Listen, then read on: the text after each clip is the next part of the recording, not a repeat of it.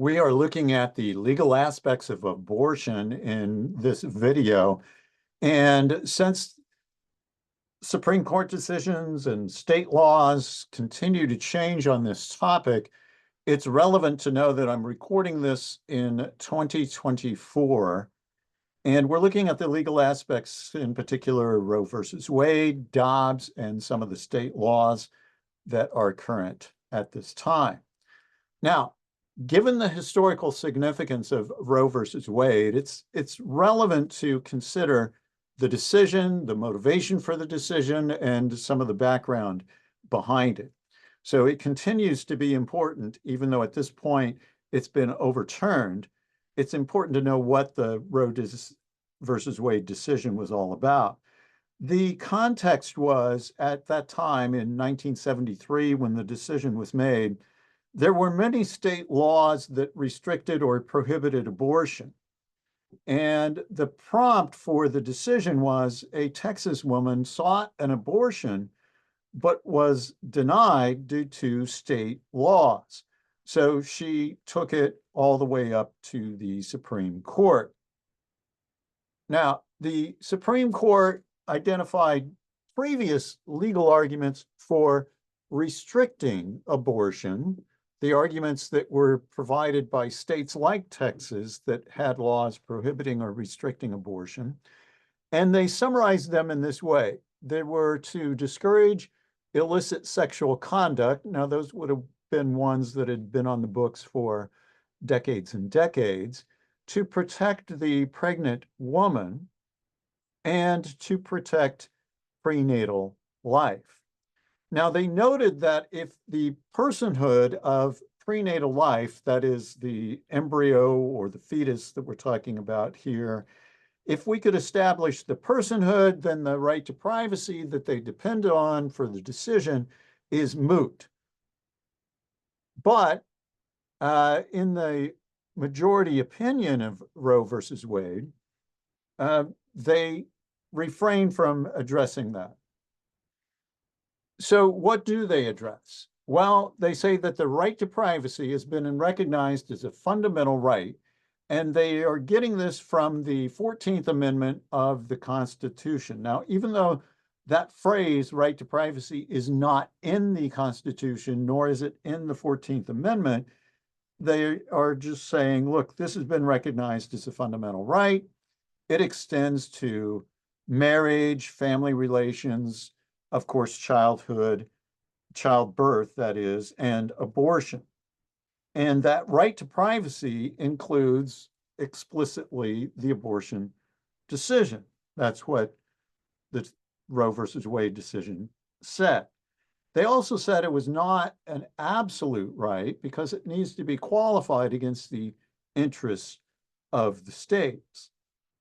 So, in going back to that issue of personhood or beginning of life, if you are interested in a greater discussion on this, there are parts of the discussion in the medical aspects of abortion and other videos that I have about abortion, but the Roe versus Wade decision made no resolution about when life begins, but a certain position is presumed because they previously judged, in their words, the fetus represents only the potentiality of life, and the majority supported that judgment, that there's a potentiality that's there.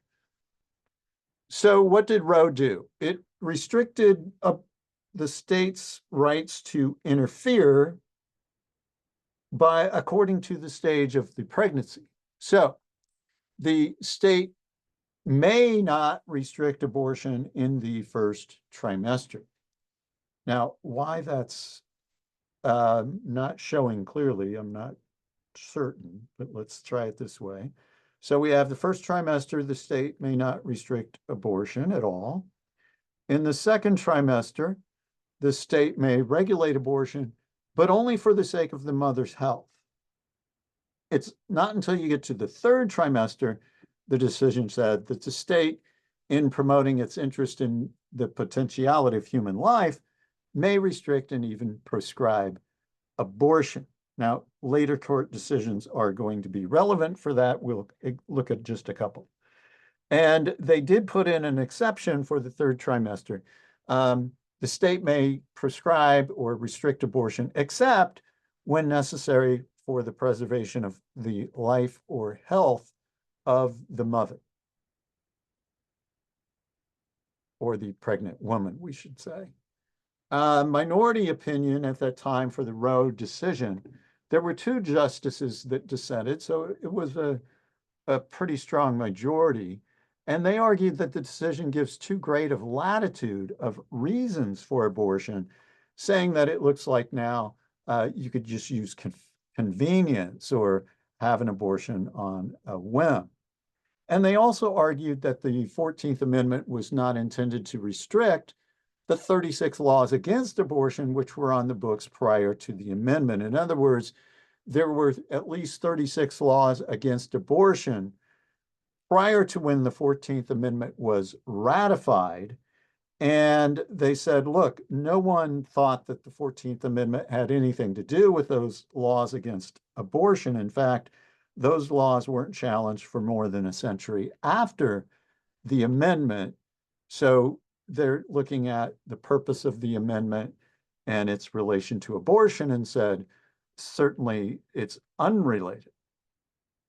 Okay, since the Roe versus Wade decision, there have been significant Supreme Court decisions that have been handed down. One is Webster versus Reproductive Health Services, and it declared that the state does have a compelling interest in fetal life throughout pregnancy. So it's loosening up, so to speak, Roe versus Wade in what it can do to restrict what's going on, and the state is getting more power, so to speak, to restrict abortions.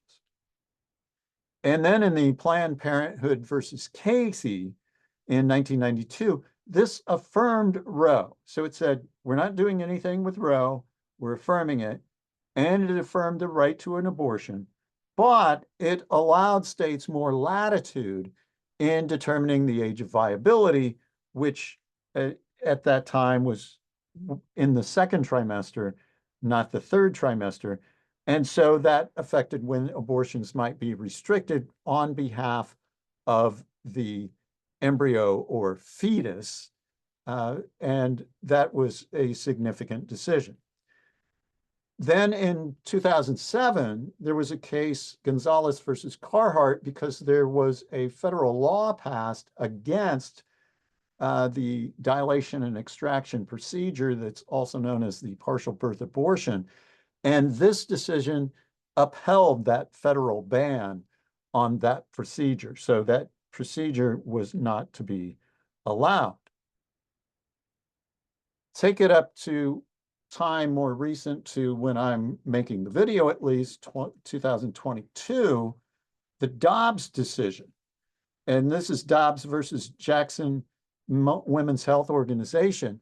They said that the Constitution does not confer a right to an abortion. So Roe and Casey both are overruled, and the authority to regulate abortion is returned to the states. So great latitude then is given to the states to restrict abortion more significantly than what Roe and Casey allowed. The majority writing on behalf of Dobbs said that the critical question is whether the Constitution confers a right to obtain an abortion. And they said Casey's controlling opinion just skipped over that. So they were just appealing to Roe on the basis of stare decisis. And they said, but look, a proper application of stare decisis requires the assessment of the strength of the grounds on which Roe was based. So stare decisis, it means that you generally follow previous decisions, but they were saying, look, you do that, that's correct. However, if the previous decision was a mistake, you can break from the tradition of stare decisis. So that's the Dobbs rationale. Now, there were 4 dissenting members of the court, or 3, I believe, and they said, look, for a half century, court decisions have held that the Constitution safeguards a woman's right to decide about abortion. That would be 1973 to 2022. And this court decision then is going to curtail women's rights and their status as free and equal citizens. So there was a very strong dissent. Okay, now why is Dobbs relevant? Well, state laws that have recently been passed over the past few decades are very divergent in the trends according to which state you are talking about. And broadly speaking, blue states or Democrat-controlled states are much more permissive with abortion, and red states or Republican-controlled states are much more restrictive related to abortion. So some states have passed more restrictive laws, like Missouri, like Alabama, and those require certain medical resources. So these have included things like requiring a supervising physician be present at an abortion, requiring hospital access for a facility to perform an abortion, or requiring the pregnant woman to get an ultrasound prior to an abortion, the idea so that they're more informed about the procedure that they are undergoing. Now, other restrictive laws have not been related to medical concerns, but timing related to the embryonic or fetal development. And so they restrict abortion after the fetus reaches a certain developmental stage, such as having a detectable heartbeat, and that would be 6 weeks. And so Florida has a ban on abortion after 6 weeks. Other states have used the capacity to feel pain, which is at 12 weeks or 15 weeks. Now, some states have exceptions allowed. So exceptions in the cases of rape or incest. In fact, most of the states that are restricting according to timing do have those exceptions allowed, but a few states do not. And those that do not especially have been met with court challenges, and some restrictive laws have been overturned by the courts, and that may end up going back to the Supreme Court again. That's why I say we're probably not done with this topic. Now, other states have passed much more permissive laws, and that would include states like New York and Minnesota and Illinois. So, for example, in New York, their law is an abortion may be performed within 24 weeks from the commencement of pregnancy. And that's, again, roughly viability. Certainly, fetuses have survived at 22 weeks, but 24 weeks is an accepted degree of viability. And so it can be performed within that time, or if there's an absence of fetal viability, or at any time, so up to the end of pregnancy, when necessary to protect a patient's life or health. Now, Illinois laws are very similar to those of New York. Now, just a little bit of clarification of these permissive laws. What constitutes a patient's health is typically not specified. It's hard to specify such a thing. But often it's argued in court that pregnancy itself and giving birth itself can be a threat to any woman's health, even when there's what you might call a normal, healthy pregnancy. And thus, as a result, New York and Illinois laws are often interpreted as having no restrictions on the timing of the abortion. Now, Minnesota is more explicit with that, and they have no restrictions on timing or related to any other concerns. And so probably the most permissive abortion laws that you can have. So that is our legal concerns. You can find information about medical concerns and the morality of personhood and so on in other videos I've made about abortion.